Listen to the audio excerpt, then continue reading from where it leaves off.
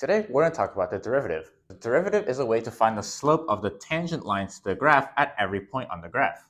With the derivative, we'll be able to find the slopes of these three lines. But before I tell you how to find them, we need to first look at how we get here. The derivative is just the slope at one point. Most people find this difficult because it contradicts everything you've been told about slope in your entire academic history.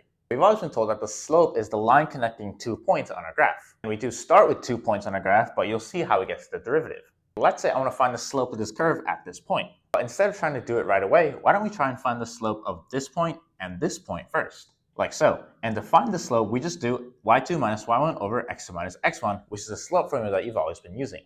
But now I'm going to change how we label these points. So instead of x1 and x2, I'm just going to call this a general x. And instead of x2, we can say this is x plus h, where the gap here is h. And on the y-axis, I'm just going to replace this with f of x. And if this is f of x, then that means this is f of x plus h. Now that we've changed our labeling here, let's see what happens to this formula if we make that substitution. With these new labels, our slope formula turns into this. And we can simplify this a little bit. Notice that this plus x and this minus x cancel. Now we just have f of x plus h minus f of x over h, which is the same thing as the distance in the y over the distance in the x. But remember the premise of the derivative, we want to take the slope at one point. A way to think about a single point like this is to imagine that there's 2 points, but they're just right on top of each other here. And what does that mean? That means the distance between them, or h, is 0. But if you look up here, you'll notice that we can't actually have h equal to 0 because that would yield f of x minus f of x over 0, which is just 0 over 0, which we can't have. So a clever way to get around that is instead of substituting 0, we're going to take the limit as h goes to 0. And that's the definition of the derivative. What this is essentially saying is we're taking these 2 points and we're just moving them closer together until one is on top of the other. That's what's signified as the limit as h goes to 0. The fact that the derivative is a limit poses some pretty interesting properties. The fact that the derivative here is a limit implies that the derivative from the left must equal the derivative from the right for all x. This leads to two statements relating differentiability and continuity. If f of x is differentiable, then f of x must be continuous. But if f of x is continuous, f of x is not guaranteed to be differentiable. The reason why this is true is because for the derivative to exist, the function has to exist first, meaning the function has to be continuous first before the function can be differentiable. But whereas the function has to exist for the derivative to exist, the function can exist without the derivative existing. Another way we can think about it is since the derivative represents slopes of a function, that inherently implies the function has to exist, or the derivative is dependent on the function. But this relationship is only one way. The function is not dependent on the derivative because a function can exist without having a defined derivative. And a great example of this is the absolute value function. Notice that this function is a continuous function. The limits exist and the points exist and they're equal to each other for every x. But if you take a look here, the slope on this side of the graph is always minus 1 and the slope on this side of the graph is always positive 1.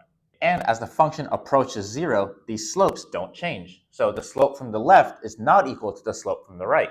Because the slopes from the left and right are not equal, that means the derivative does not exist for the absolute value of x. From this, there are 3 cases when the derivative is undefined. First case is like the one we just looked at. The slope from the left is not equal to the slope from the right, but the function is still continuous. This is called a cusp. What a cusp is just a very sudden change in the behavior of the function, or parts of the graph that are just not smooth and have these little spikes like this. The second case is just a jump in the function where the function is just discontinuous.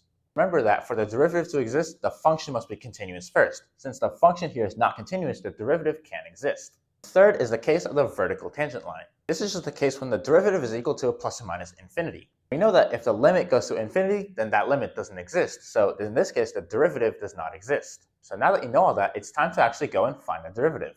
But before doing so, we need to make sure that the function we're differentiating is continuous. The 2x squared is just a polynomial function, and since we know that all polynomials are continuous, we can differentiate. I have the definition of the derivative here, and what we're going to do now is just fill it in according to our problem.